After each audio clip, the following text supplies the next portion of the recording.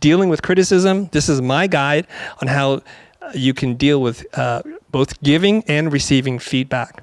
And without further ado, let's jump into it. Now, for some of you that are relatively new to our channel, you have no idea who this weird bald Asian guy is. Bald Asian guy, right, wearing a cap, saying all kinds of crazy things emphatically. And I just want to point out that this company, this education company, was built on a long history of creating work for clients. I bring that up mostly because I just want to let you know, I have my bona fides. I've had plenty of really hard conversations with clients. I've given feedback, I've gotten feedback, and there is a way to do it. There's a little bit of art, a little bit of science. I'm going to share that with you. And I want to open up with a very personal story, a real life experience, and then we'll dive into it. Many years ago, we made commercials and music videos. And my executive producer at that time came to me and said one time, he said, "Chris, I'm not sure the team is giving it their best effort."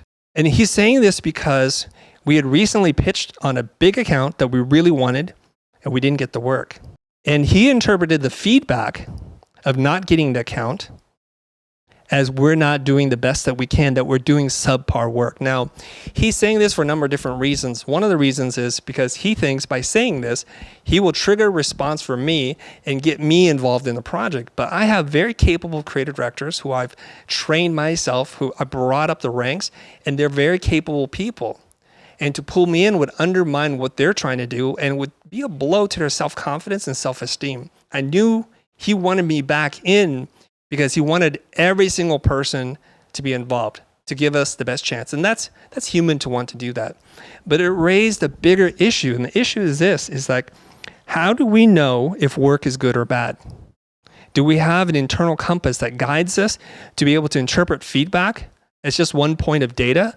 Or do we just throw ourselves at the whim of the opinions of other people?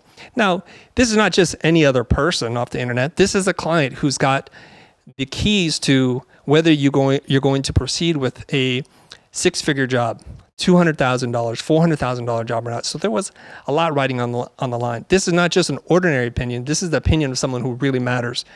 And so I had said to him, I said, here's what we're going to do. I said, you see all the work before we submit the work, right? He goes, yes. I said, do you have an opinion of the work? Do you know if it's good or bad before you submit it?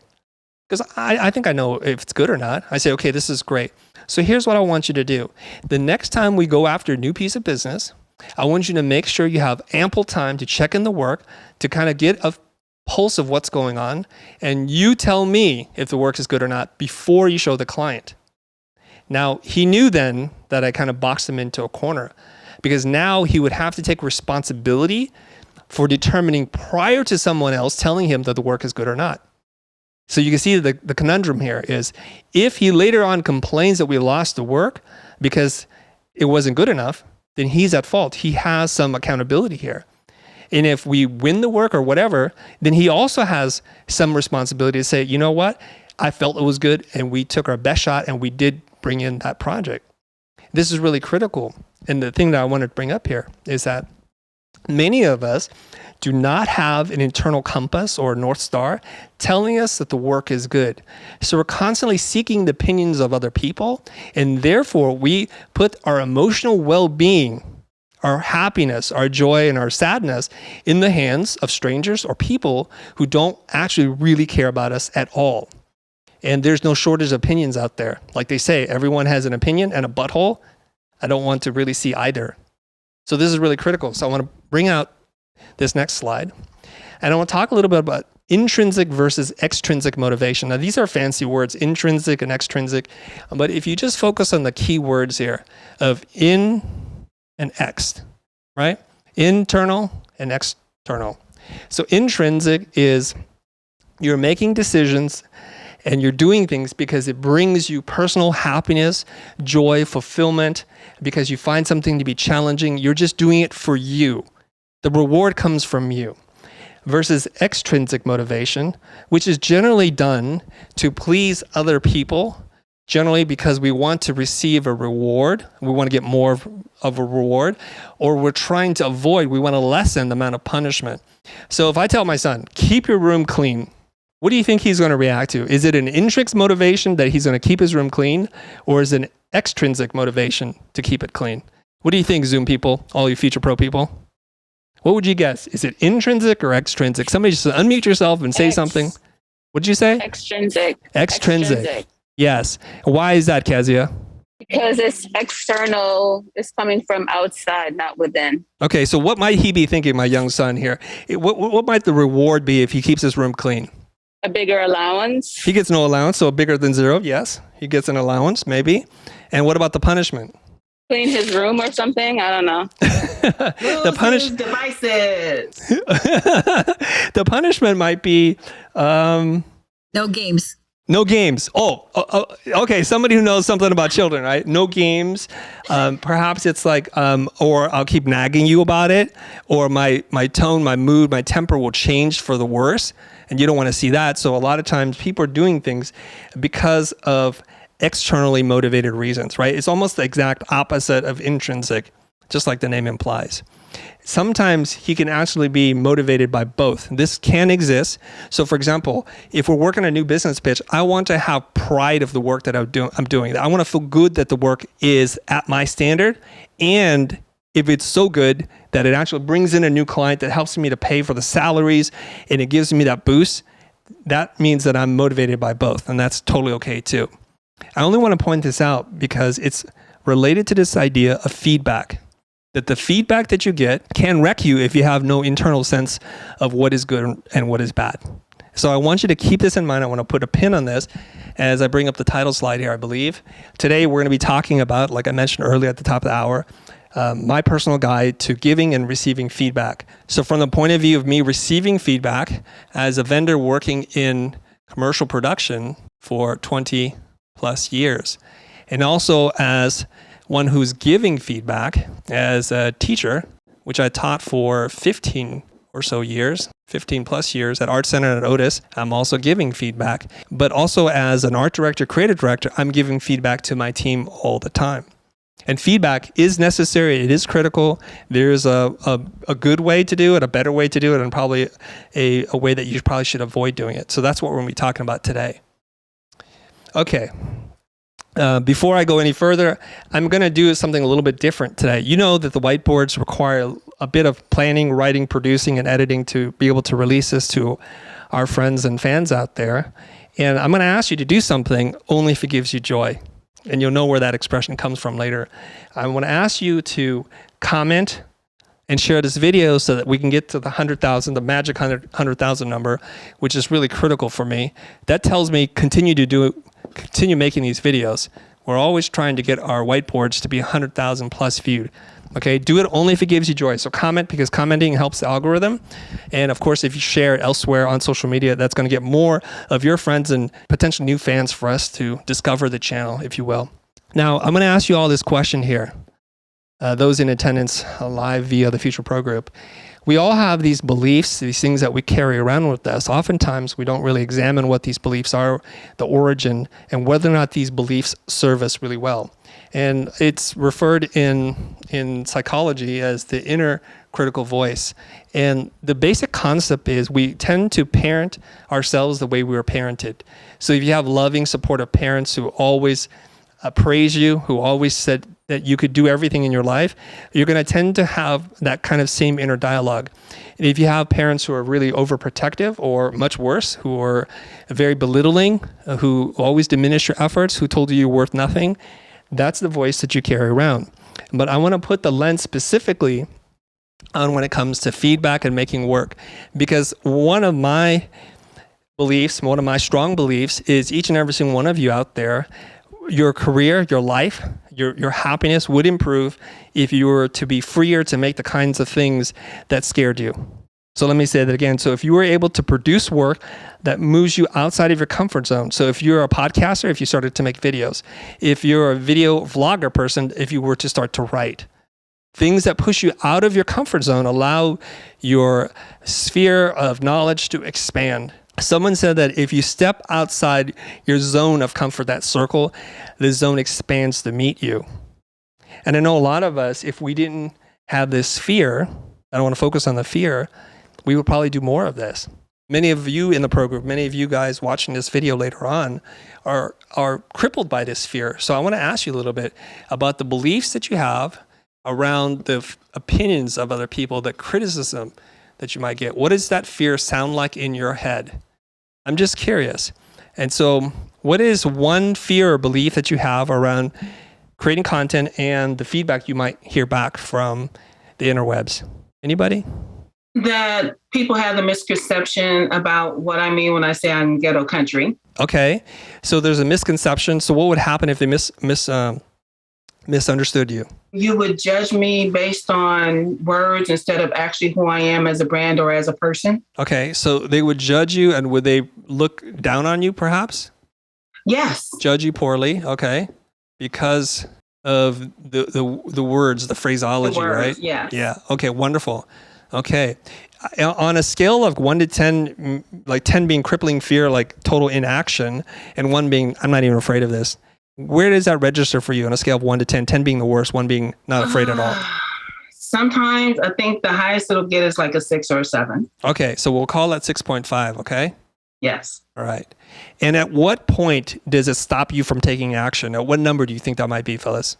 If I let it get to an 8, then I get paralyzed. Okay. I just don't want to do it. All right. Do you know what causes it to go to 8 from a 6.5? Like if I'm in a clubhouse room and I'm talking and I start to get negative tones and all that kind of stuff, I'll just kind of shut down and stop being great.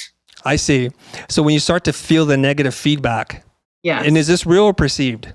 I think it's a little bit of both, but I'm going to say most of it is perception. Yes. I'll put most of it on me. Okay. And I want you to hold on to that thought. Okay. So a lot of us have the perception that we're getting negative feedback, even when in fact it's neutral to positive. And this is really weird how our brain works, right? Like we filter in neutral messages and we turn it and amplify it into something negative because for some reason, perhaps the word, the cadence, or even the accent that's said reminds us of someone in our childhood that had a lot of power over us. It could be a teacher, it could be a coach, it could be your parents, or it could be a sibling, anybody that had power over you, probably from the ages of 3 to like 9 years old. Sometimes what's happening is we're getting that flashback moment, that pain that we feel brings us back to our childhood and sometimes unresolved issues that we'll probably need to work through. Thank you very much for sharing that, Phyllis. Okay, I'm going to move over to, is it Kia? You're up next. Sometimes I feel like that I don't want to be the one posting so much. Like people can be loud on social media, so I try to temper how much I show up. I love that because you're helping me out with something else. Okay, so there's all these loud people, right? And we think they're like sucking up all the oxygen, and we don't want to be like them, so therefore we don't act like them. That makes sense. We want to be consistent, right? And Annalie's nodding her head because I know she and I, we talk about this. It's like people just ramble on, and it's like I'm afraid that I'm going to ramble on too. And oddly enough, either we don't say anything or we wind up rambling on. So neither are good, right? It's like we don't want to do that, and then we do that. And what happens when we start to feel that we are becoming one of those people, it makes us really nervous and our brain isn't working the way it's supposed to, which then makes us lost in thought. And then we have that thing. We have the old diarrhea of the mouth, just things that are coming out. It's projectile. It's like, it's too much. Okay, wonderful. This is excellent. These are actually 2 very good things. Jesse, do you want to add something? Matthias, Amy, Jonah, this is me desperately trying to get some feedback from the audience, but I'm getting nothing. I'm getting nada. Chris always gives me a hard time because I do not do anything on social media. And for me, my comeback is always, I have nothing to say that anybody's going to care about. So I just don't. Okay, so that's a belief. This is good. No one will care. And Amy, how do you feel about this idea? If I just say to you, no one cares, how does that make you feel? I guess I'm fine with it because I don't post. Okay, so this is one of those things where I don't say anything so no one can care, so I don't have to say anything so no one will care. So oftentimes I find this to be true. It's a pretty good self-defense mechanism. And so this is the thing I'm talking about. Some of your beliefs are so crippling that it will prevent you from doing the very thing that you need to do to be successful in the world. We know this. We know this with designers that have come through our office for over 2 decades. They have a very narrow window of things that they'll try, and they won't try to go outside of that. if it's a style or even an aesthetic or a typeface that they're not used to, not comfortable with, they won't do it because they're afraid, if I do this, the whole thing's going to come apart. Everybody's going to realize I'm a fraud and I only know how to do one thing. So I'm just going to stick to that one thing, which then does what? Says you only know how to do one thing. See, it kind of perpetuates itself. So this is excellent. Like, we don't have many on the board here, but they're 3 very good things. Okay. And it's almost like we had conspired on this, but we didn't. And this is perfect. So I want you all to think about this, okay? We're going to be judged poorly because of the words that we use, our casual way of talking, like, because this reflects our culture.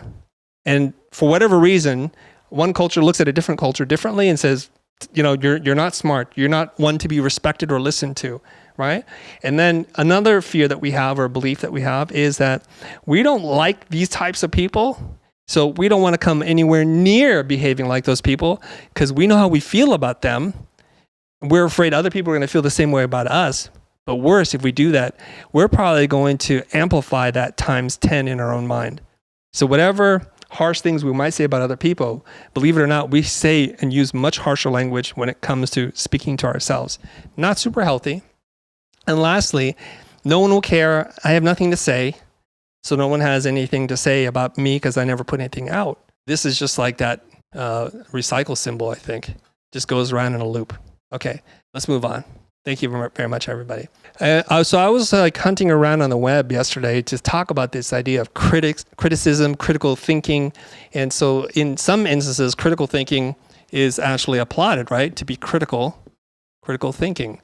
And the way I understand critical thinking is that we have the internal debate about our ideas at a philosophical level. We think critically, so we attack our own ideas so that the true idea, the one that warrants the most merit or that has the most fact-based thinking, that feels most logical and supportive of who we are, we allow those ideas to survive, and we let emotional, irrational ideas that don't really add up and we just can't even figure out why, we let those ideas die. That's a theory, at least in critical thinking. But there's this thing about criticism, and it's related to critical thinking. And when you say critical, most people don't think of that as a positive emotion. It's like it's got a negative connotation to it, right? So the C here, let me change my ink color here. The C is for criticism. And I was joking with my wife before. I have a lot of practice receiving criticism. 20 plus years of clients will do that to you. 20 plus years of being married will do that to you. You have a lot of criticism coming from a lot of places. I've had a lot of practice. So I think I have thicker skin than most people. Okay. Plus I'm a robot, so it helps. So criticism is, O is observation. Now, can you guess, very smart people, what the J stands for? Observation plus what? It's not Jesse. That's my wife's name. It's not observation plus Jesse. I know that. Sometimes it feels like it. Okay. But it's observation plus judgment. Yes. Judgment. Observation plus judgment. So observation, if done well, is neutral and objective.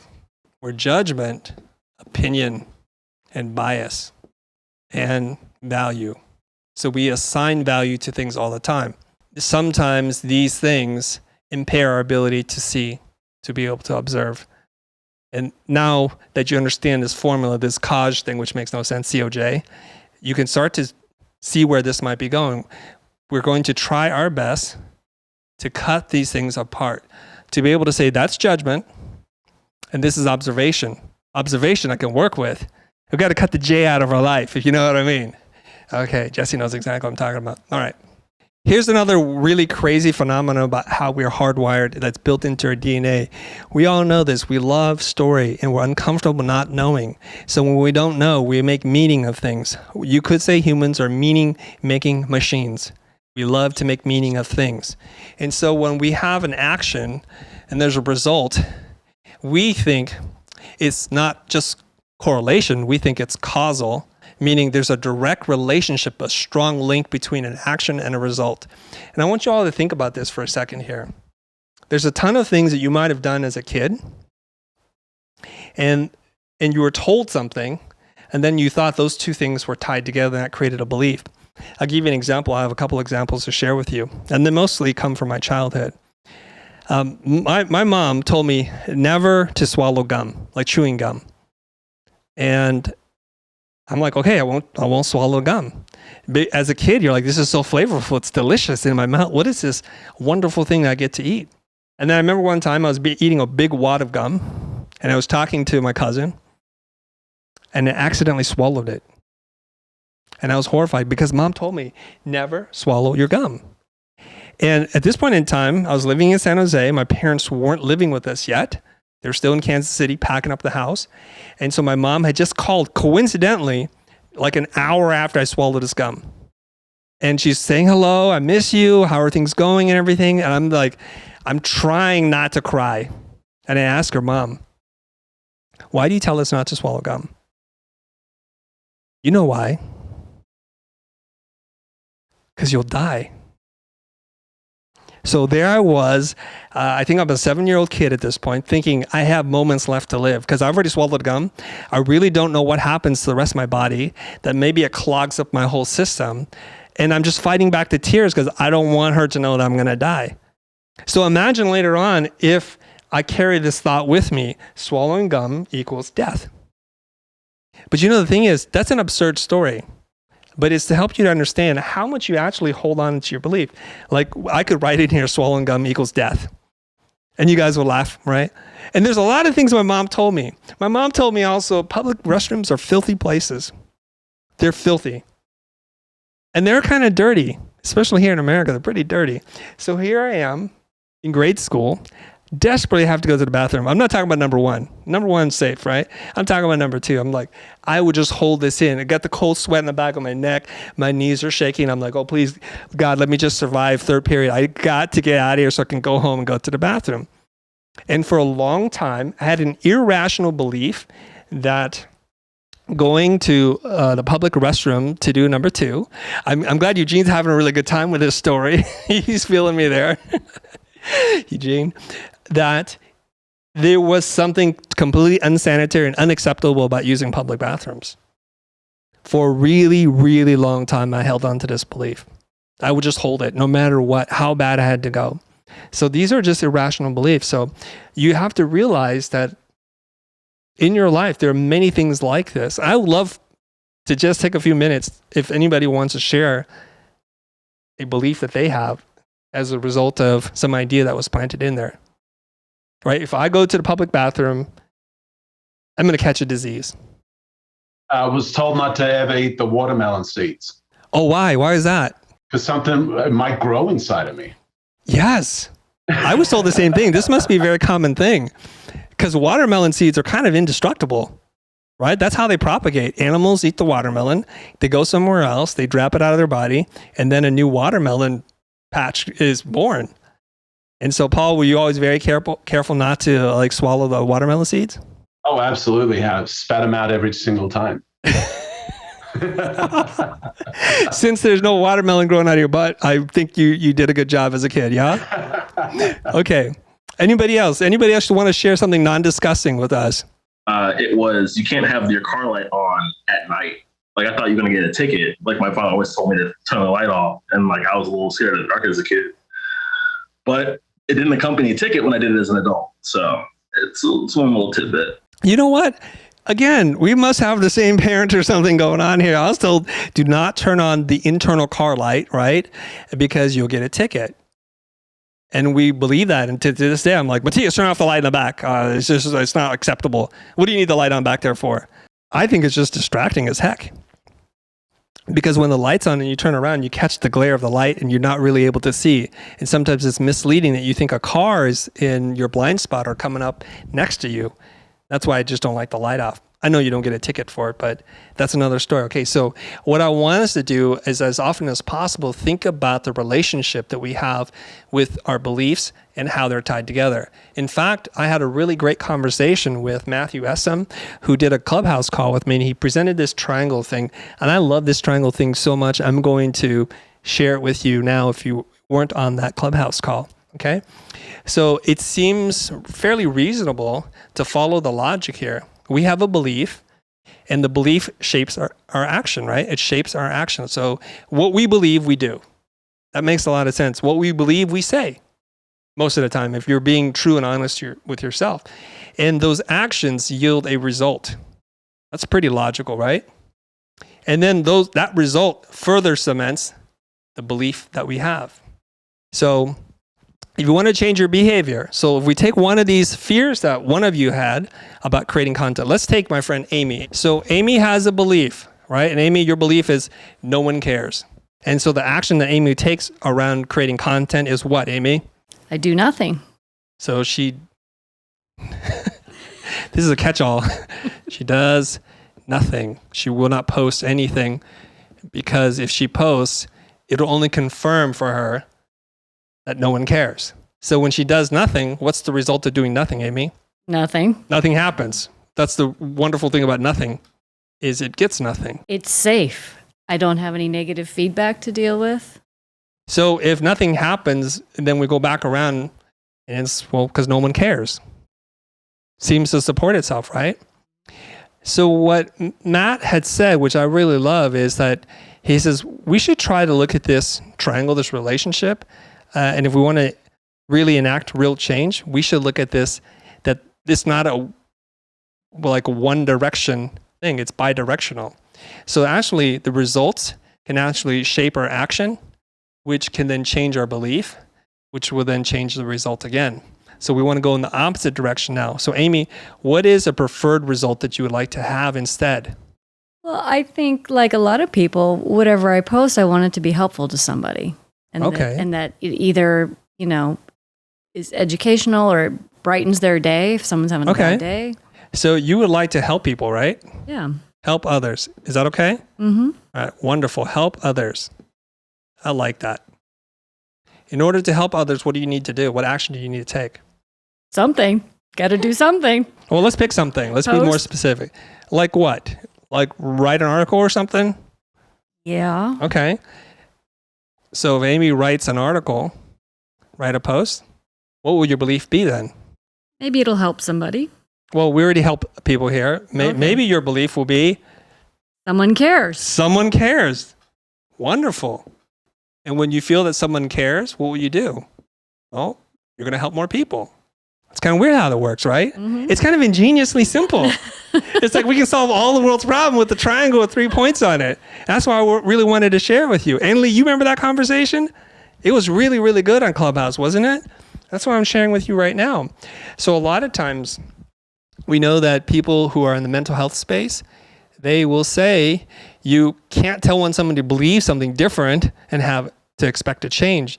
You can affect their action, or you can talk about the result or something different. You have to move a different lever in order for someone to have a different belief, right? These things are kind of tied together and we want to break that apart. So let's take another one here. Okay, Kia, your belief was what? That you can overdo it. Really the short phrase of that, people ramble too much, right? What do you always say to me in the DMs? They need to, make it short and sweet. Kids. Okay, well, the belief you have is people are mic hogs. They just want to talk to hear themselves. Maybe I might even go a little further and just hot air, blowing hot air all the time. Blah, blah, blah, right? So what's the action that you take around content creation? I say less. Maybe I don't say enough. I don't articulate my thoughts well. Yeah, I think the action is you stay quiet or you keep it super short. You feel like I got you? I don't want to misrepresent here. Okay. Yeah. All right. So what's the result then? When you stay quiet or you keep it super short, what's the result of doing that? People can misunderstand the message. Okay. I'm going to write not heard or misunderstood. So then that builds up your belief again, right? That people ramble on and it goes on and on. What's a different result that you'd like to have, Kia? I could organize my thoughts better. Okay. How about I say speak clearly? Is that okay? Yeah. Yeah. Okay. Jesse gave you an alley-oop there. Speak clearly. But that's not really a result. That's the action. So we want to use a different word here. Instead of saying speak clearly, the result is you're understood. That maybe you've built up an audience, maybe? That people... No, I don't want to put words in your mouth here. So what result would you like to have happen as a consequence of creating content and putting your work out there? Typically, I'm sharing about food. I want to make people's life easier. In what regard? Efficiency, consistency. You want to teach other people how to eat well? Yeah. Okay, there we go. That's the result, right? So teach people. You notice what's happening here is that Kia is very conservative with the number of words she'll actually use. So it's kind of like you got to just force it out of her because she's still in that belief cycle, right? Teach people how to eat well because she's a chef, right? So what kind of action do you have to take in order to teach people how to eat well? I should share more content. I think you should. Yeah. And probably use a few more words than you're using right now. So share content. But I'll tell you why, Chris. Tell me, why please. The words are so annoying. The words are so annoying because cooking is a muscle. It's an action. You just have to get to it. The more you cook, then the more you know and learn. So I could talk all day long, but that's not going to inspire people to cook. Wait, hold on a second. I think you just contradicted yourself. You said you build muscle memory, right? Yes. The more you do something, the better you get at it, right? Facts. Okay, but you're not willing to share content. How do you get better at that? Right. That's the void I have to fill without verbally saying it. People need to do it. You're going to do like interpretive dance? No, create more content, more video. Yeah. So you have to, you get better at what you do, right? So that's the belief then. You get better at what you practice. So you get better at what you practice so that you can teach people how to eat well. So you have to share content. You see this right here? So we've done this, I think, twice now. And you can see if you map a different result and you take it backwards, you can actually get somewhere. Jesse, you have a question? I say this remind me of when you talk about branding and strategy that you usually talk about painting the future state. So the result is almost like you paint the future state of where you want to be or how, the outcome you desire. The outcome, yeah. Yeah. And then go backward that way. Yeah, it's actually, instead of staying stuck where we're at now, we say, well, in an ideal world, where would we be? And then we change the direction of that. And then we look at the actions we have to take. And then we just added in the belief element to this. Mm-hmm. So that's like the key to the puzzle. Yes, it Otherwise, you're just drowning in your own belief system and fears. The world of maze that you can't get yourself out of it. Yeah, you're stuck in the maze. Right. Yeah. Okay, wonderful. Okay, very good. All right, we're moving on here. Okay, so I'm going to get back to this conversation about feedback. We took a little detour because I wanted us to understand fear and how we can reprogram ourselves. But we're going to need this muscle that we're talking about to be able to survive the next part of this, okay? So I know this. Good feedback is hard to come by. It is actually quite rare. I should have used a rabbit, a hare there, but okay. And I'm just curious as to if you guys know why good feedback is hard to give. Why is this? They don't want to hurt people's feelings sometimes. Okay, thanks, Ryan. We want to spare the feelings of other people, and so we tend to err on the side of being polite or nice. I know this is going to cause some people to have some problems with me, but I wrote it. This is the way it's going to be. Jesse. When it's a good feedback, when not good, it has to come from the professional. Well, what does a professional do? What do they bring to the table? They have the expertise or the knowledge or the insight. Okay. So good feedback is rare because few people are experts. Right. Okay, thank you. Someone else? I'll tell you why right now, as in this room, is because few of us have the vocabulary to actually describe precisely what we're thinking. So we have challenges around articulation, right? We use abstract language, unclear language. And that's one of the problems. Okay, Oliver, what do you have to add? So often we come to the place that we not just talk about what we see or what is actually there, but we talk about what we pre-process with our knowledge, and then it's already altered and not usable for the other person. Yes, because we as humans have a lot of bias from our previous experiences, right? And we're not we're not necessarily reacting to what's there. We're reacting to something that's not even there. Okay. I have room for 4 more things to write on the board here. And maybe we have a different point of view. Okay, that's natural that we would have a different point of view. That's not necessarily good or bad. It's just different. Okay. Let me move on to Casper, I think, and then Arlie, and then Ian. Yeah, I think maybe when we are seeking feedback, we need to articulate the questions differently. And I see this myself whenever I give feedback to someone else. I see that the quality of my feedback kind of increases when they are more precise on their questions. Right. Okay, so you're talking about being precise and articulate, but I think you're also bringing up another issue, so I'm going to write it on the board, is good feedback is rare because we lack context of the objective or the goal, right? Somebody walks over and says, that logo's ugly. They'll just give you a random opinion, and they have no idea what the heck you're trying to do.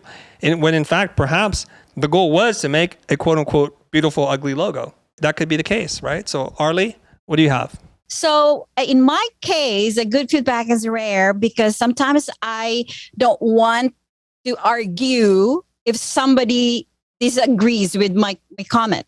Yes. Okay. Yes. So are you talking about from the point of view of the person receiving the feedback or the person giving the feedback?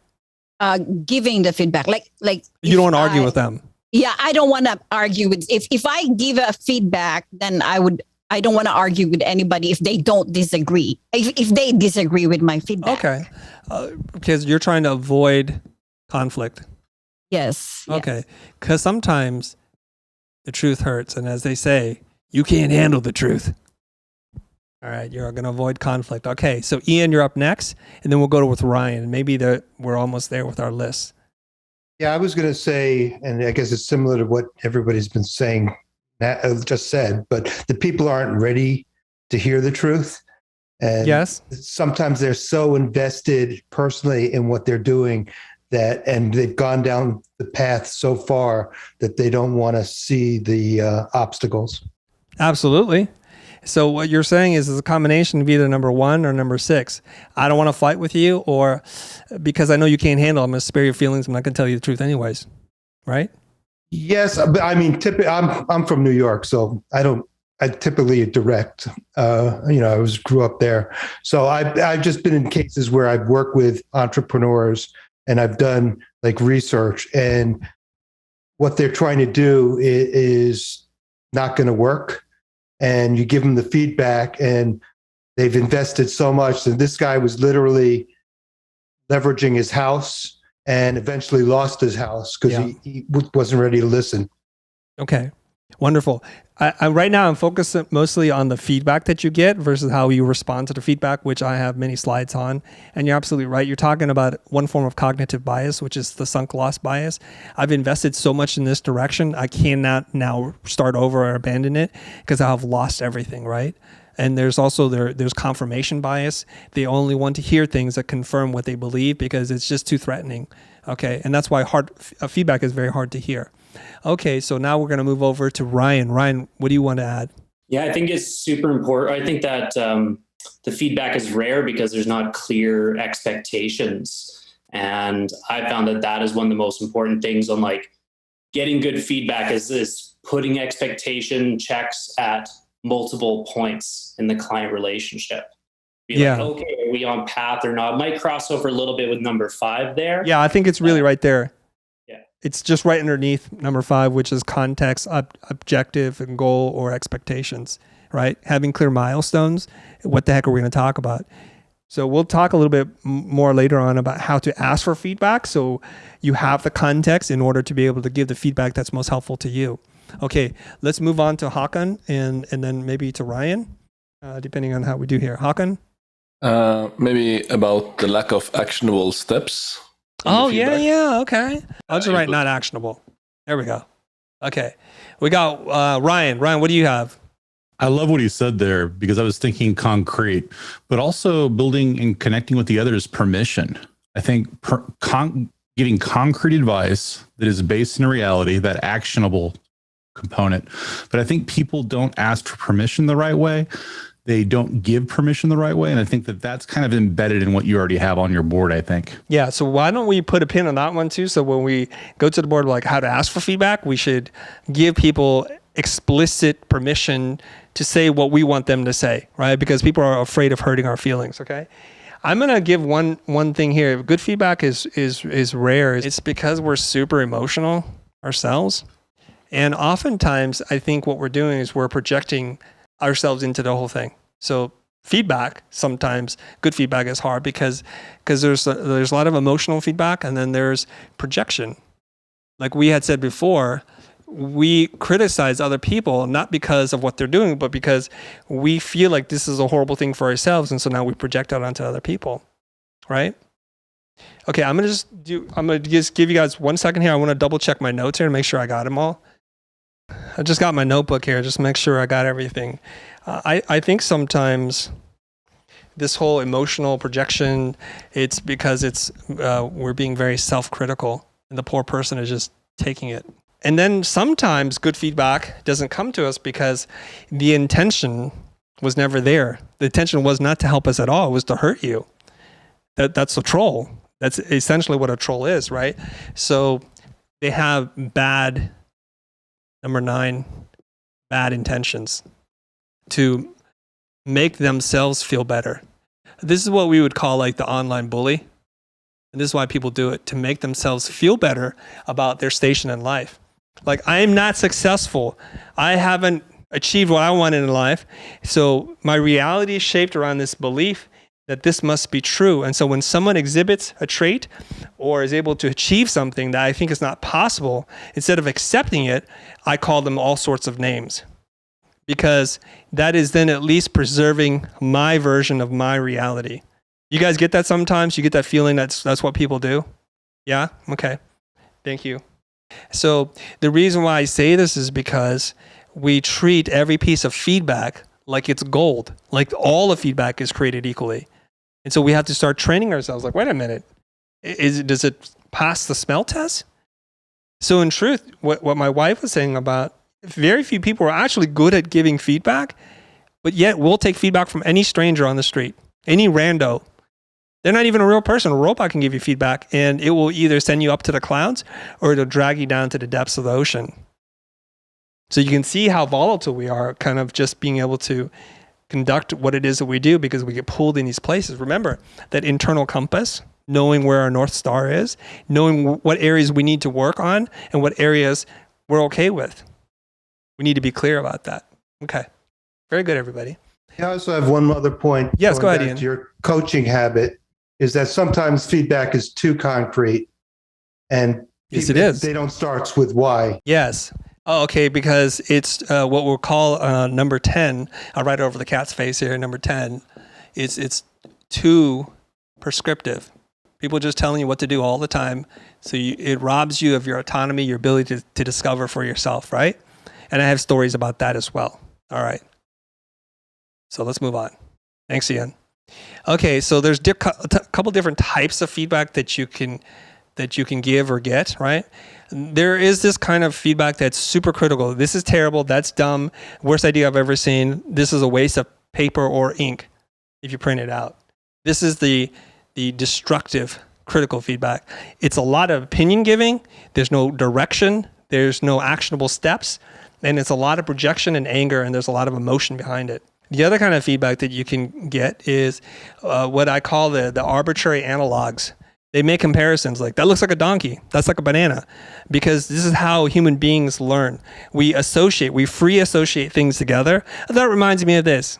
And if you've ever had a client, one of your clients has said this to you before, that reminds me of this. And then that becomes a dismissive thing, right?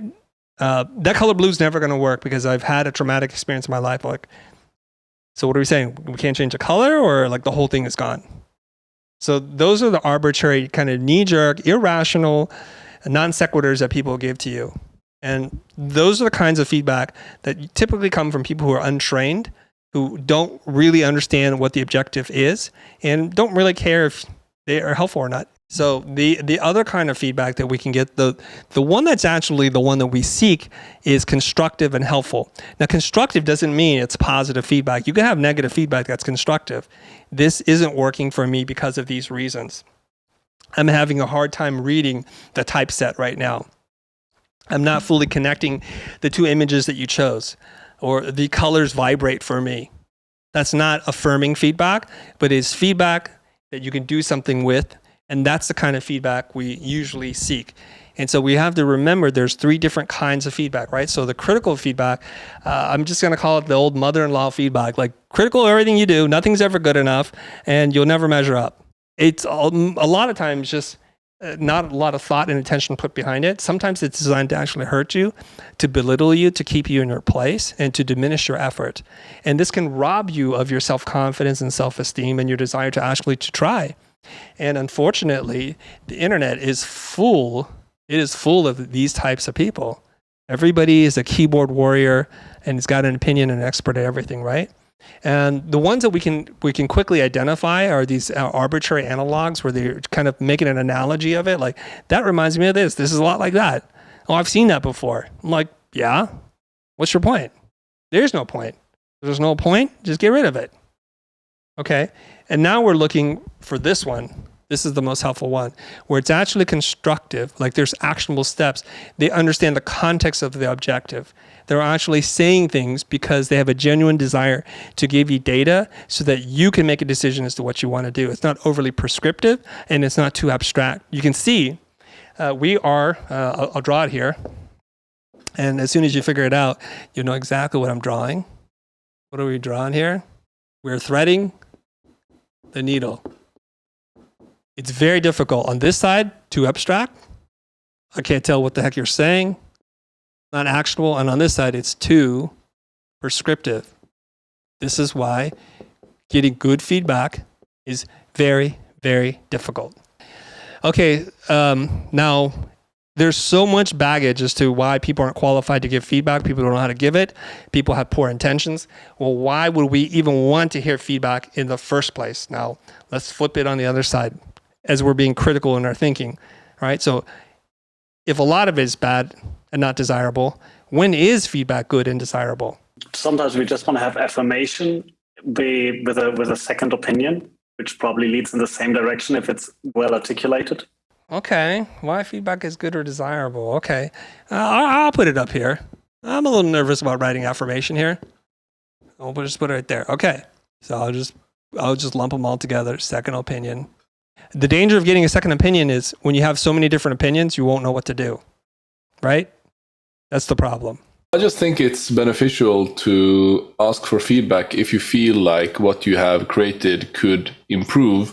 So you're looking to receive that feedback, and it can be good when it's helpful steps into improvement. Okay, I'm going to help articulate that a little bit differently, okay?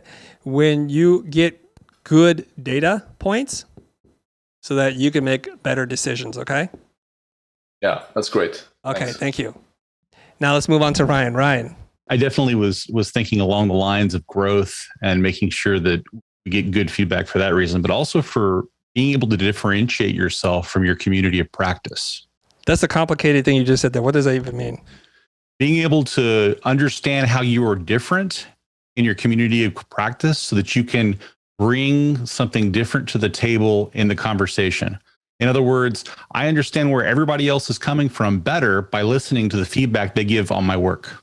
Amy, what did he just say? Yeah. Yeah, we're having a hard time figuring you out, Professor Ryan. Help us out here. Community feedback. Don't use those exact same words again because they're not helping us. Unique selling proposition. How about that? My value to the community.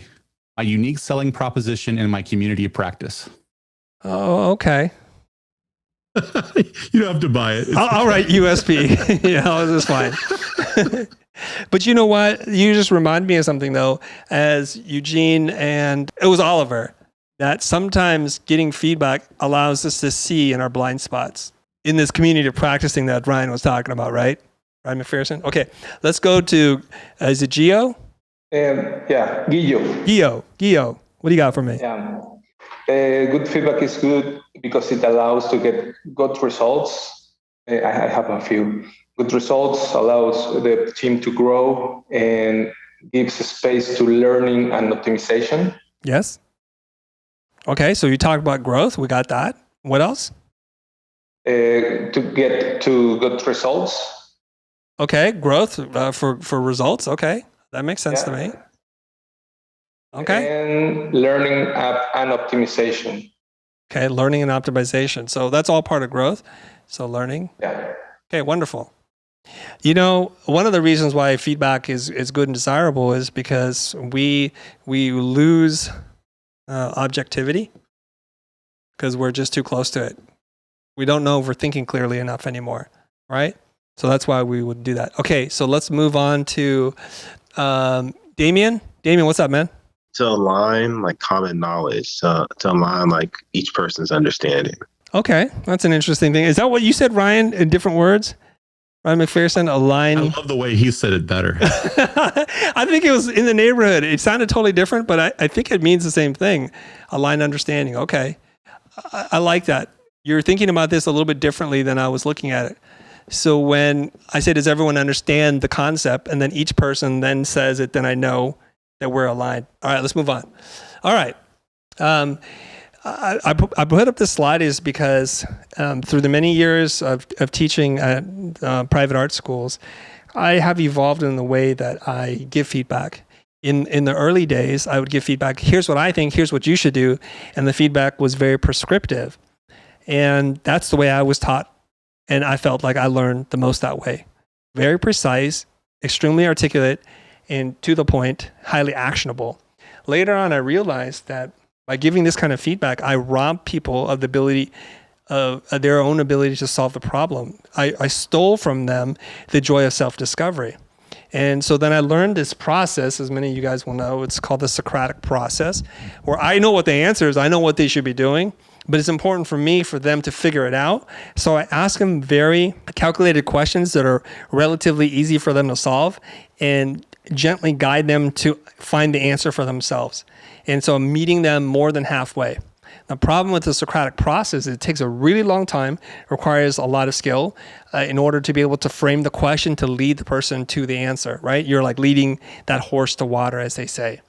Okay, so my experience in the way that I give and get feedback, this is now about getting feedback and how you can learn to hear feedback differently, is now kind of shaped and more aligned with the way the late Dr. Marshall Rosenberg talks about it. He wrote this book, and I think he might have coined the term nonviolent communication. And this isn't some like left-wing liberal snowflake agenda policy thing. It's really about how we can speak to other people in a way that doesn't feel violent, that we can use neutral and objective language to talk to people, because if we start to change the language, then maybe we can change the feeling, the emotion, and the culture around how people perceive us and how we talk to each other. So he has a very simple concept, and there's a wonderful video that I'll include in the link in the description below. It's a 3-hour workshop that I think people paid for that was then released at some point, and it's the best 3 hours we're going to spend. Marshall Rosenberg does a wonderful job. He has these concepts called the jackal. This is not a jackal. It's a fox, I believe, or wolf. I think it's a fox. I don't know. And a giraffe, right? The jackal and the giraffe. And the jackal is aggressive, and the giraffe is gentle.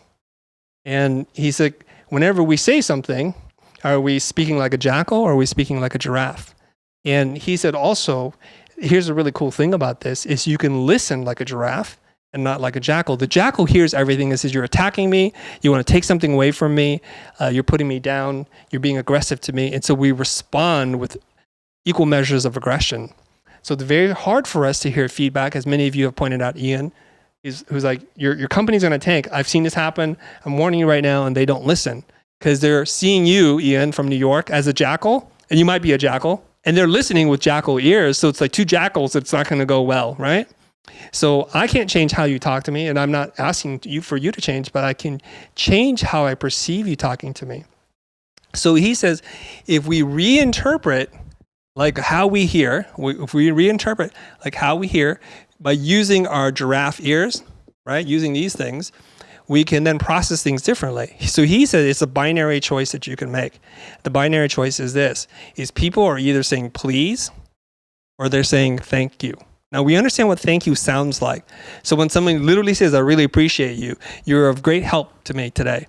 You had an incredible speech on behalf of all the students. This was amazing. Thank you. That means everything else that doesn't sound like that is them saying, please help me understand this better. Okay? It doesn't sound like when they say it. Like when, I'm going to use a personal example here. Honey, what are some critical things you've said about me recently?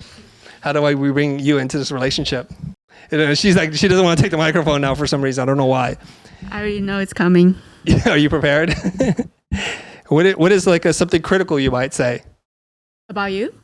Yes. Oh, I know what. A couple of years ago, my wife was saying something about our children. They're much younger, and they were saying, I don't know if she's talking about Matthias or Otto. And it's like, oh, isn't it amazing how he does that? And I looked at her and was like, yeah, takes after me. She turns to me like, oh, you want to take all the credit for the children. I'm like, I was at least 50%. But that seems a lot like a trait that I have, don't you think, honey? And then she goes, you're just so in love with yourself, aren't you? She said that. She said that to me. You're so in love with yourself. And that is a jackal thing to say, by the way, I have to say, because that was not meant as a giraffe comment. And I had to sit there and pause like, oh, okay, a fight is about to brew here. I was just saying something playfully. And if I responded in my jackal mind and ear, I think a fight would have ensued. Instead, I listened with giraffe ears. I'm like, what else is she really saying? She's probably saying, please tell me more about how your brain works, that you can hear an innocent neutral comment and use it to build your self-confidence up. That's probably what she was really saying. She just used very different words is all. And so I thought about it for a second. I said, you know what? It's right. You're right. You're right. You're absolutely right. Thank you. I do love myself. And I just want you to know, I think people who don't love themselves are hard to love. Would you prefer that I despise myself? Would you prefer that? She goes, no, I wouldn't want that. Okay, so it's settled then. We both should love ourselves, right? She didn't really say right, but I'm going to pretend in my mind that that's how the story ended, okay? Because it works better for me. Now she's sitting there looking at me like, I don't really remember it just like that. So this is the essential idea. I probably butchered a 3-hour workshop. That's probably why you want to watch the original there.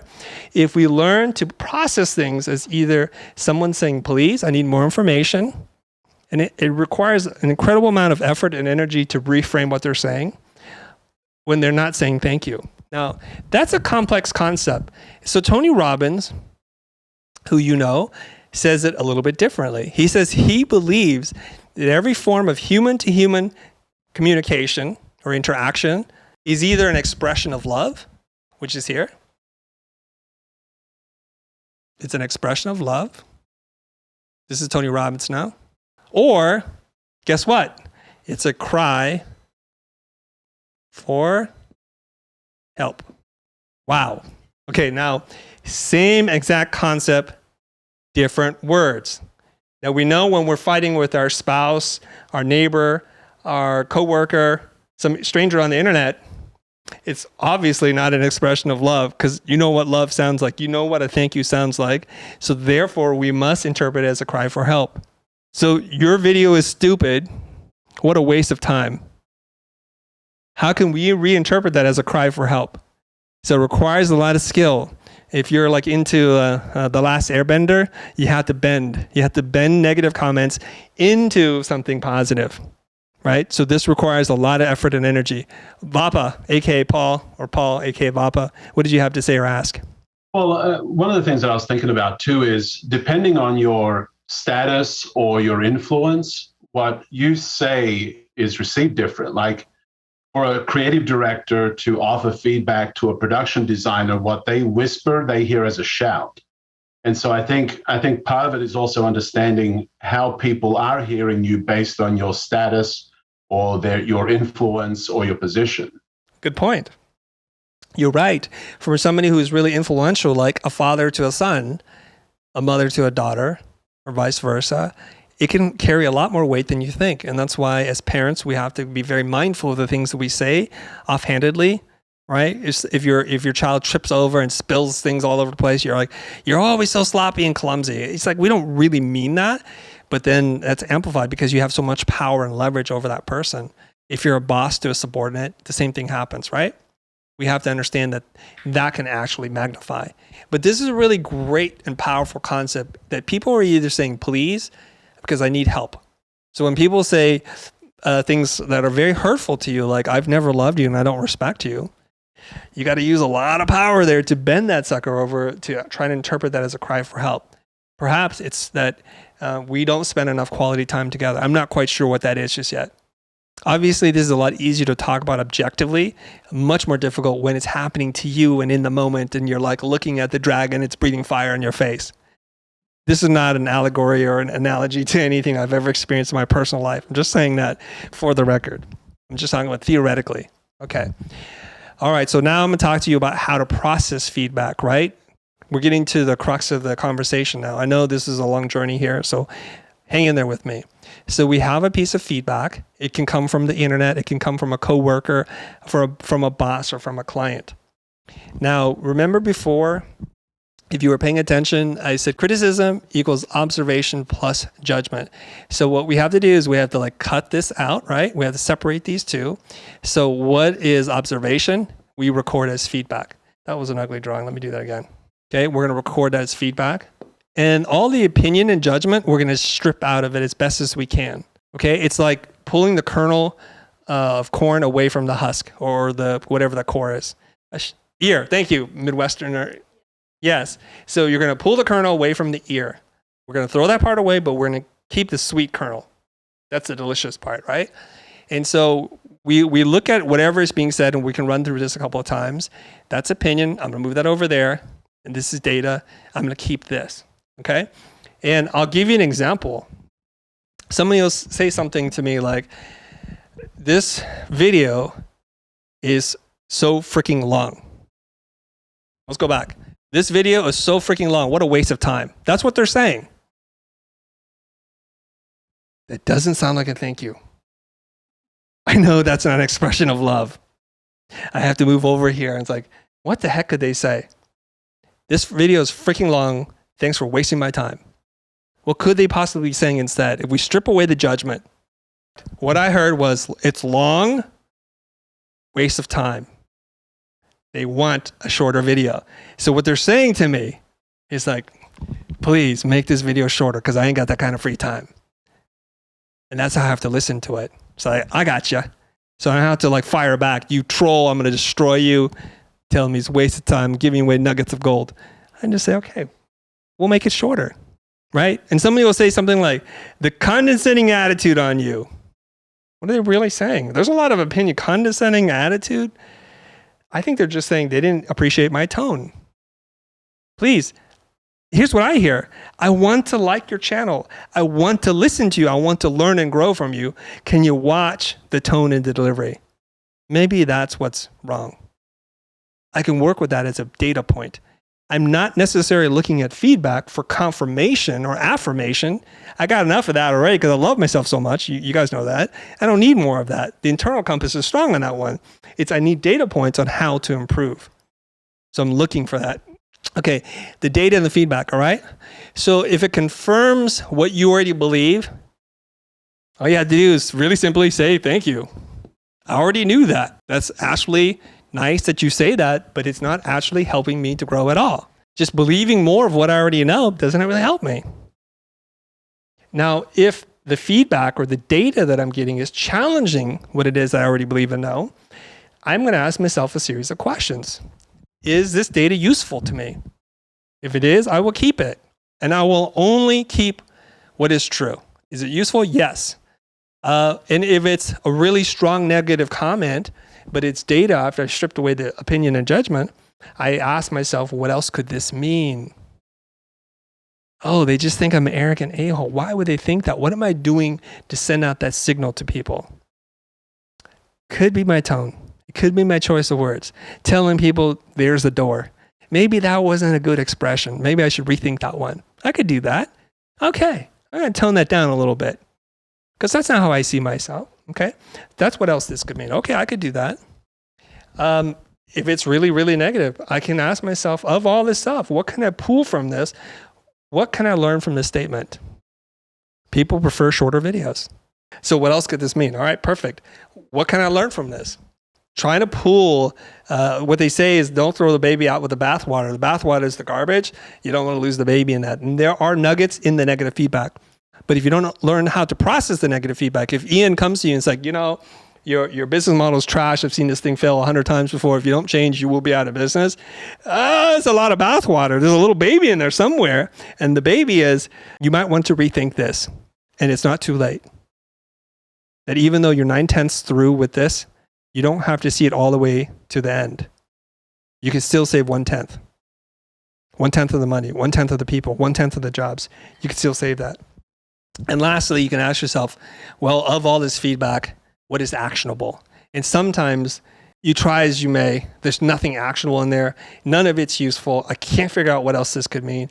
I've learned nothing from this comment. For example, people will throw out homophobic statements. They'll throw out racial slurs. They'll say, hey, Baldy. I'm like, yeah, okay, what's actionable? Grow hair? Nope. I mean, I can't do anything about this. Nothing I can do here. I just move on. But I've tried. I've gone through the feedback. And I'm not telling you I'm perfect. If any of you trolls later watch this video, I'm like, no, he didn't really respond that way, because I'm still human. I like a fight too. I'm just saying theoretically this is how it would work in the ideal world. All right, let's move on. Don't ask me another question. All right, let's talk about how to give feedback now. How to give feedback. We can change the world with ourselves first. Look at the person in the mirror, as Michael Jackson said. Look at the person in the mirror.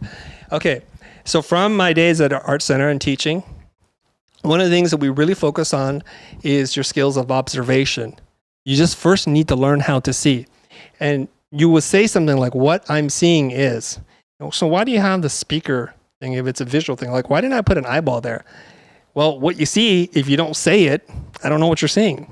So we have to practice verbal processing. I know. Usually I give people a hard time about this. You're verbally processing. I don't even know what you're saying. So this is actually a skill. My wife's very good at this, verbal processing. Here's what I'm thinking. Here's what I'm not thinking. It sounds like she's talking to me. She's not really talking to me. She's just thinking out loud. This is a critical skill when it comes to giving feedback. What I see is this. What I see is that. And then you could then move into, this is how I'm processing this, right? What I see are big shapes, bold colors like red and black and white. How I'm processing this is it feels aggressive. What I'm feeling is. Right? And so we're taking the person through our entire thinking process, what we see, how we process it, how we feel about it, so they can see our line of thinking. This is really, really important, because in excavating your thinking and feeling and how you're processing, they might get more value from what it is that you're saying versus make it purple. I don't like it. That's a dumb idea.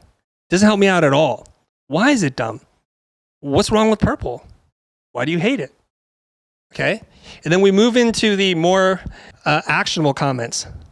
What's working for me is this. And if there's nothing that's working, don't say that just because you want to be a nice person. I don't believe in that. Because people will then say, well, how much of what you're saying is true? Don't say it unless you genuinely mean it. Okay.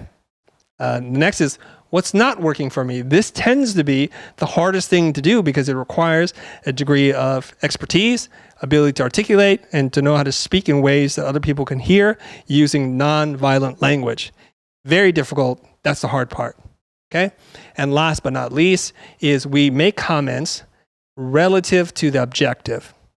Okay? So you say, relative to the goal of increasing revenue, I think this. Notice I statements, me statements, me statements, I statements, because this has nothing to do with you. I want to let you know how I'm feeling about it. And people feel less attacked saying you didn't do this or you did do this. Just say this is not what's working for me. This allows the other person by inference to say, well, if that's not working for you, well, then what is my solution? How am I interpreting this? This is really important. So relative to the objective, to the goal, to the whatever it is you're trying to do, the result that we're trying to achieve, I think this. Tie it back to that. So the thing that you're probably wondering is, what happens when we don't have a clear objective? Which sadly, I would say a wide majority of creatives start a project without quantifiable objectives. It makes everything else much, much harder. So when Ian's giving advice to a startup, the objective is to grow an audience, to gain market share, to make revenue, to release or launch a product that people love, to solve a problem. We need to know what the objective is. Even things that we feel can be an objective, it just requires more creativity to define what those things are. Okay, let's jump over to Oliver. Oliver, what is your question or statement?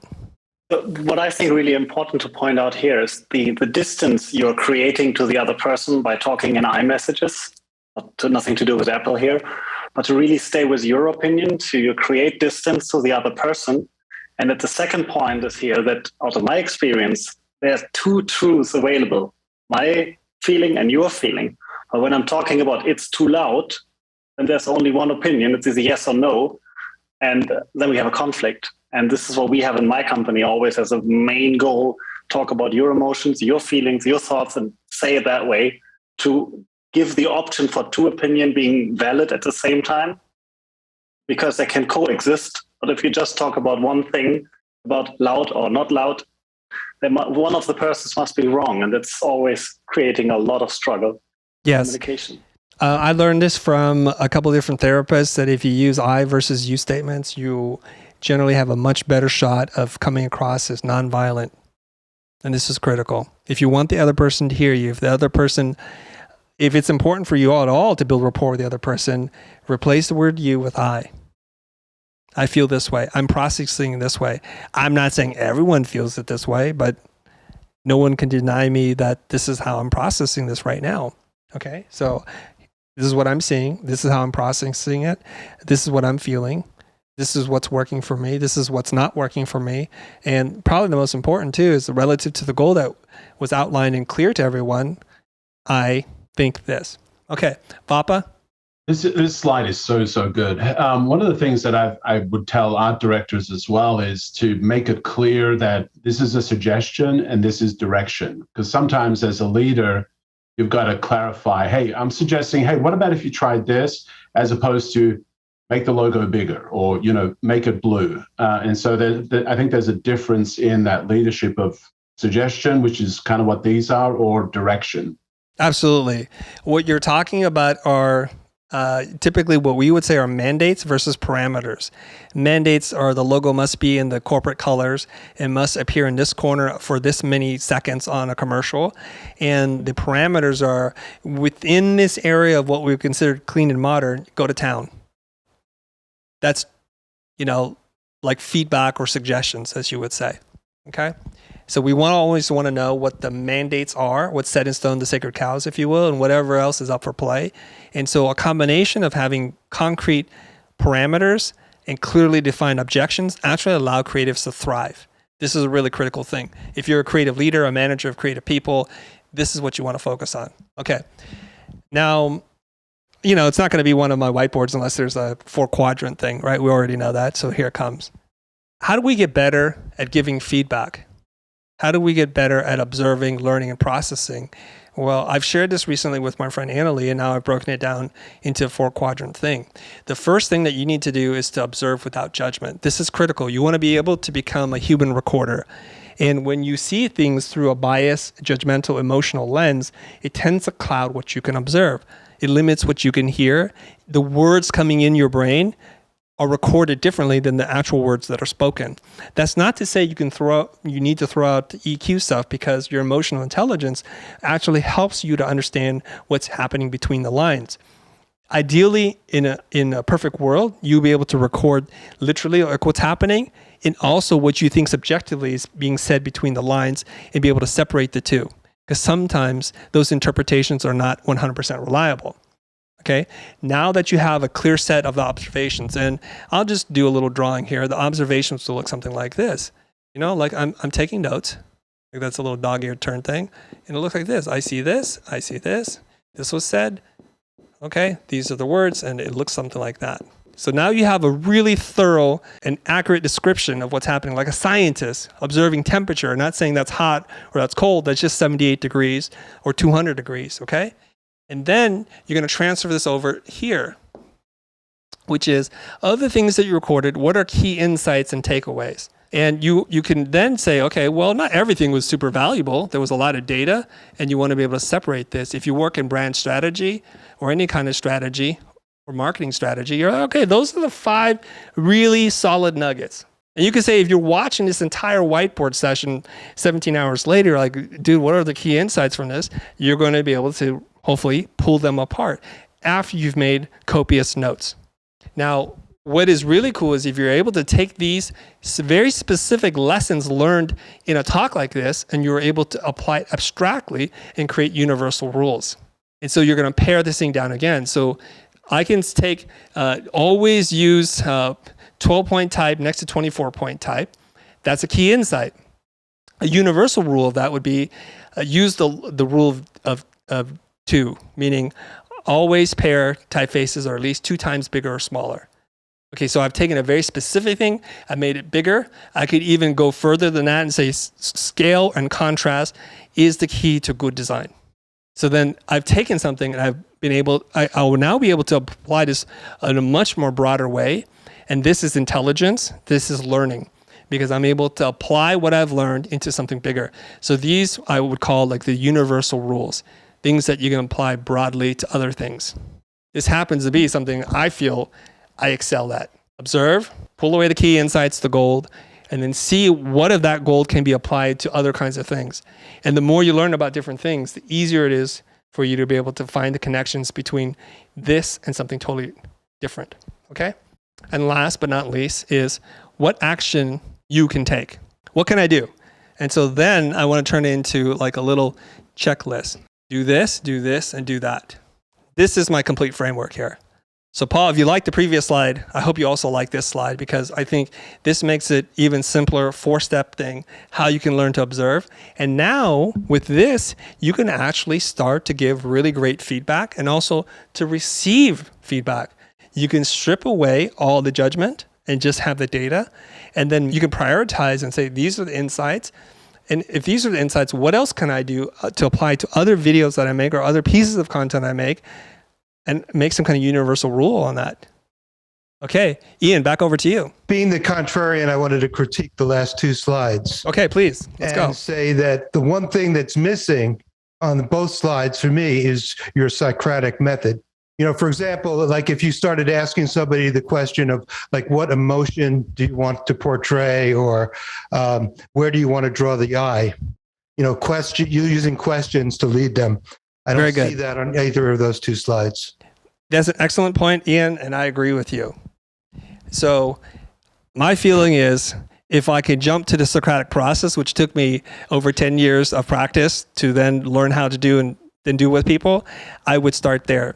But I think for me right now, and maybe I'm underestimating our audience and everyone here in that I want to set up the foundation, get really good at doing this part of processing, learning how to listen, learning how to observe. And then part 2 of this, should this get 200,000 views, I will make the Socratic version of this, which takes us to an entirely different level, which is now that you are able to see and feel and process, and you've practiced many times about how to say this, now how do you get the other person to think this and come to these conclusions, right? So Ian, very good point. And maybe that's a cop-out for me right now. I think it's great. I mean, it really useful, both slides. So thank you very much. That's Ian practicing the sandwich technique right there, you guys, from New York. Ian from New York. Punches you in the gut. He's like, I love the 2 slides. Excellent. Very good point, though. I would love to take you deep into Socratic land. This is just a page for notes here, so we're almost done. So here are my key takeaways. I've done some of the homework for you, I believe. So if you've been watching, here are the 3 things I think you should take away from this, right? So we've gone through a very long process to hopefully excavate and help to unearth and have a very nuanced conversation about why you need an internal compass, what kind of feedback is worth listening to, and how many people actually in the world are good enough to tell you nuanced, actionable feedback that's objective with the intention of helping you. I'm going to say you have like less than 5 or 10 people that you know on social media right now who are capable of doing that. So we're over investing our emotional energy into feedback that really sometimes needs just to be muted for a little while.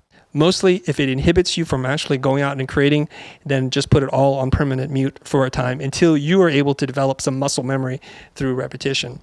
So the first rule, or the key takeaway, is I think we all need to practice giving grace and being less judgmental to others and acting more like giraffes instead of jackals, because the more we can behave like that and treat other people, the more we're going to start to rewire our brain. So an example of, say, my friend Kia, who's like, those loudmouths are just blabbering on, it's just full of hot air. She's judging them. So the minute that she starts to exhibit those kinds of traits and behaviors, she's going to tear herself apart. I already know this, right? Like, for example, and the internet's really good at this. If there's, like, heaven forbid, a typo, the hounds of grammar hell will come out and devour you alive. And those very same people tend not to even write, right? The tracking kerning police from design Twitter will come out and destroy you because they think your tracking is too open for their sensibilities. And you know what? They don't make anything either. So I think the first rule is to be kind to others because we're going to be kind to ourselves. We'll be kinder to ourselves. Okay, so let's give grace and then we'll receive grace for ourselves. Number 2 is, if we can get really good at this, I think it's going to go a long way on how to receive feedback. It doesn't really matter at this point where it comes from. We need to learn to separate opinion from data. We want to keep the good data because that helps us to grow. It helps us to figure out what else we could try. It forms new hypotheses, allows us to see into the areas in which we were previously can't because we're too close. We've lost objectivity. And number 3 is adopt a learner's mindset. Like I've said before, it's not my idea, but in life you either win or you learn.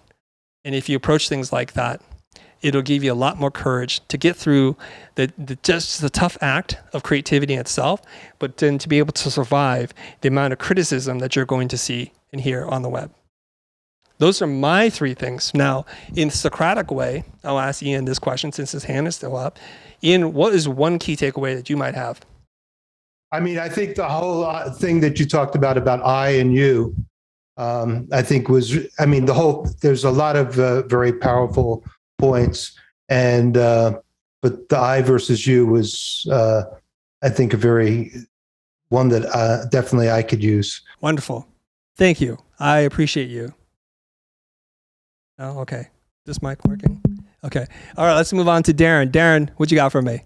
Okay, I have a question. So I noticed removing judgment is one of the key determinants on whether we are able to succeed at this. So how do you internally identify when your own judgment is kicking in? Because sometimes judgmental perspective might be viewed as valid points. Judgment assigns value to things, and it requires personal interpretation.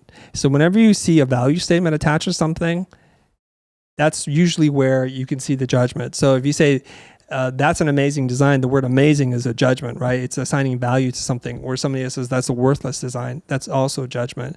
That is a design that's free of judgment. Now we can say that design is functional, right? We can start to think about that. It's like, and it's achieving these things. I think that's a lot more helpful. So we're looking for emotionally charged words that are usually preceding the idea. That's usually where the judgment comes from. Okay. And oftentimes, if you're very careful and you really have this internal dialogue, you can quickly retrace your steps and identify who in your childhood is actually saying that to you and not you. Okay. We'll get into that some other time. Okay. Thanks. Okay. You're very welcome. Could somebody else maybe share one key takeaway? My key takeaway is love yourself. It seems. Hey, it comes full circle. It seems like that if you love yourself, doesn't matter what people say, that you'll be able to just take the nugget and then just leave the rest. Right. Yeah. But if you're constantly surrounded by people who are better than you, how would you still be able to love yourself and hold yourself strong enough to be able to be among them and know who you are and have a sense of self? Okay. You asked, how do you love yourself when you're around people that are better than you? Yeah? You perceive are better than you. Right, that's fine. But yeah, it's your perception, right? How do you love yourself when you're around people who you perceive are better than you? In this question, take away the judgment. What does the judgment sound like to you? Better? That Yeah, word? let's just remove that word better. Okay. All right, ask your question again. How do you love yourself when you're surrounded by people around you? So we don't need around you because we know they're around you. Surrounded by people. How do you love yourself When you're surrounded by when people. you're surrounded by people? Okay. Does loving yourself require it to be around people? No. So ask your question one more time. How do you love yourself? That's your question. So how do we love ourselves? You start to have a healthier inner dialogue, I believe. And so what you probably would say is like, what is my inner voice telling me? Right? And so you're going to use the critical voice exercise, which I don't want to get into right now, but if we want to, we can do the whole critical inner voice thing. And it's a 3-column thing. Your critical voice. I forget the neutral voice, and then I forget right now off the top of my head. So then you would do that. So you want to be able to reprogram your inner voice to be more loving, accepting, and nurturing, right? To be the parent to you that you all deserve. So basically take away all the judgment then. Yes, I think so. So how do we know when we are judging ourselves? Oh, you know. If you literally have a thought and you write that thought down and you went through this and broke it apart, you'll know right away. I think the first part is to be able to recognize and observe it first, and then make a decision about that observation. You could try the triangle exercise, which was what I included earlier. Yeah. And see if that works for you, okay? Okay. All right. Thanks. Okay, you're welcome. I'll send you a bill for this later, since she's not officially pro member. Okay. On her birthday. Who says I'm not a romantic, huh? All right. Now, I think that's it. I'm exhausted, but my wife says I must practice the Siri voice. So I think if we can just, this is not the Siri voice, but to be very neutral, to be even keeled. I guess Chris Voss's late night FM DJ voice, slow, low, and in control.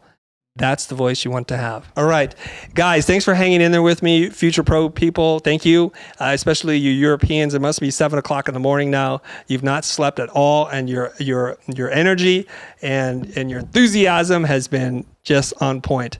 Hakan is saying it's 3 a.m. It's 3 a.m. You guys are staying up late. Thank you very much. And on behalf of everybody in the studio here, for Jesse, for Amy, especially for Jonah, the one-man video production machine switcher, and Matthias, the silent assassin, thank you very much for tuning in. I will see you guys. And I want to just say really quickly, it's late in the year, and there's a lot for us to be thankful for. I'm thankful for my health. I'm thankful for you and your health for being here and for your continued support of the channel. You guys know we had this big, hairy, audacious goal. It's the 1 billion mission. I'm still working on what the type or the phrasing is, but you guys are part of the Billionaires Club, the 1 billion. Thank you, everybody. I'll see you guys next time. Don't forget to like, comment, and subscribe, only if it gives you joy.